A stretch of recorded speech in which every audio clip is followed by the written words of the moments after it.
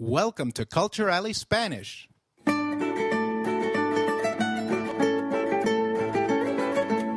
Hola, this is Español Lesson 3. Let's start by going over some of the phrases that we learned in the last two lessons. Hi or hello translates to hola. Good morning is buenos días.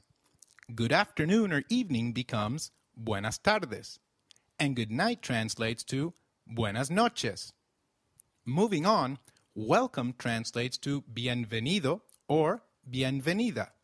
Sorry is lo siento. Excuse me while begging pardon is perdón. And excuse me while seeking attention translates to discúlpeme. Please becomes por favor. For saying bye, we say adiós.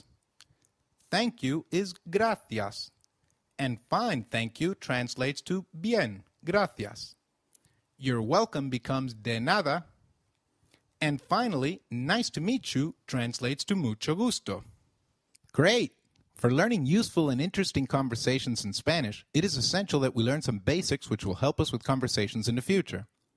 So let's now move on and learn some personal pronouns and their usage. Today we will look at personal pronouns like I, she, he, you, etc., and their forms in Spanish. These will act as a foundation for us to move on to conversational lessons. Let's start with I and its plural form, we. In Spanish, I translates to yo. Try saying that, please. Yo. The plural form we translates to nosotros for males and nosotras for females. Can you try that, please? Nosotros and nosotras. The Y is pronounced like the English Y in some areas, sounding just as it would in English, while in others it takes up the sound of the English letter J. The forms of you vary in informal and formal situations. Informally, you translates to tú when referring to a single person, and vosotros or vosotras for plural. Can you try that?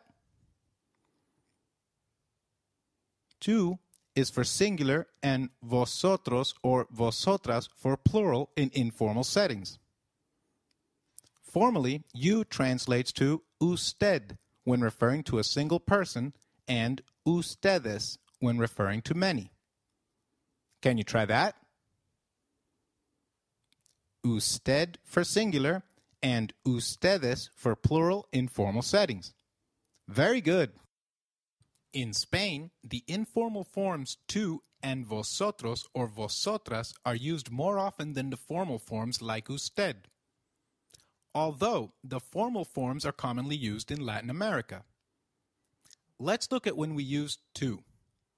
Usually, the singular informal form tú is used when speaking with family members, children, friends, or close acquaintances, while usted is used otherwise. If you're uncertain which one to use, it is usually better to use usted, unless the other person starts speaking to you using tú, in which case it is okay to reciprocate.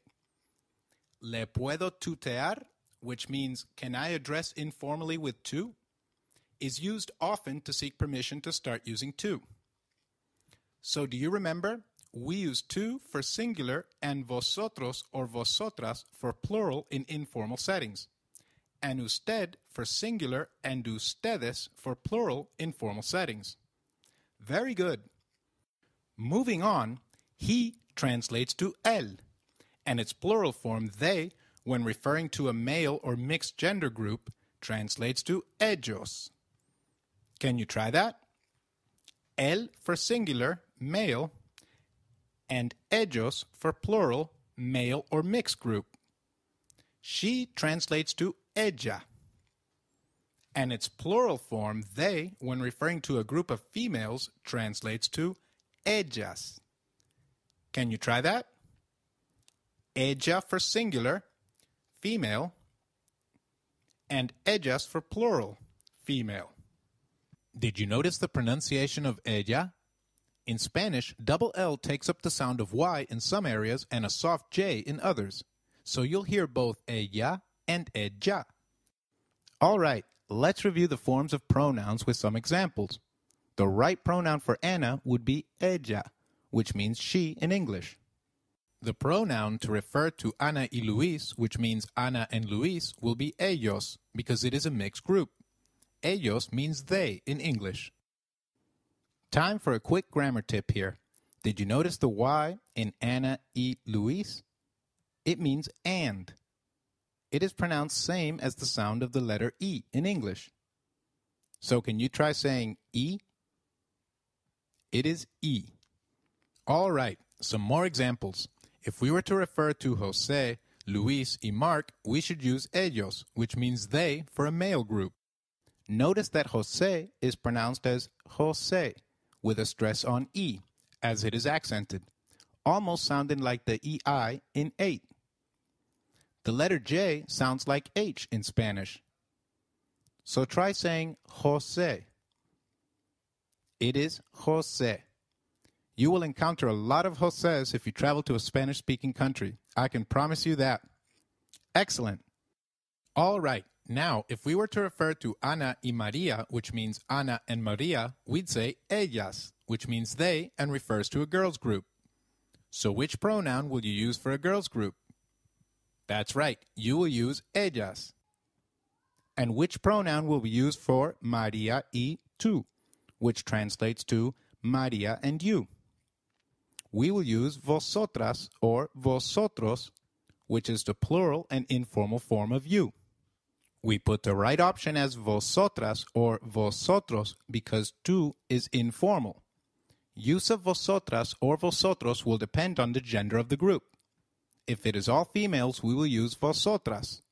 Otherwise, we will use vosotros. Great! Which pronoun will we use for Maria y usted, which translates to Maria and you, but in the formal form? We will use ustedes, which is the plural and formal form of you. Maria y usted as a group is to be treated formally because usted is formal. Hence, they are together referred to as ustedes. Now, let's revise with some more examples, and let's assume male gender for all of these. So, for Jose, we use él, which means he. For Jose y yo, we use nosotros, which means we. Jose y Carlos will be referred to as they, which becomes ellos. Now, Jose, Carlos y yo, which means Jose, Carlos, and I, will be referred to as we, or nosotros. Did you get that right? For Carlos y tú, we use the informal form of we, which is vosotros. And for Carlos y usted, we use the formal form of we, which is ustedes. Excellent. Let's quickly go over all pronouns again.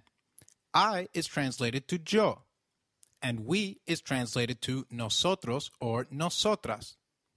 Informally, you is translated to tú for singular cases, and vosotros or vosotras for plural.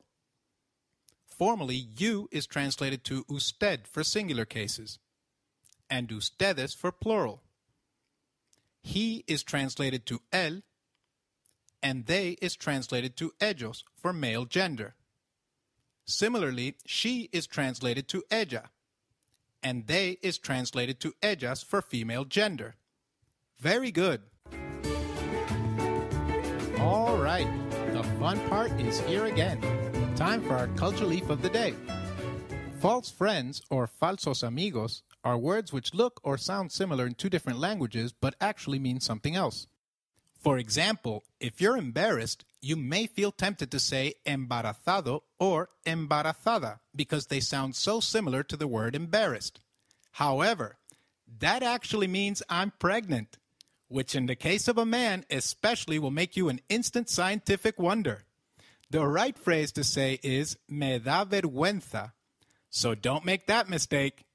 In the next lesson, we'll cover the most important building block for moving to conversations, the to be verb and its usage. Just a step away from starting to talk like you were Spanish. We hope you enjoyed your lesson today. See you at the alley for the next one.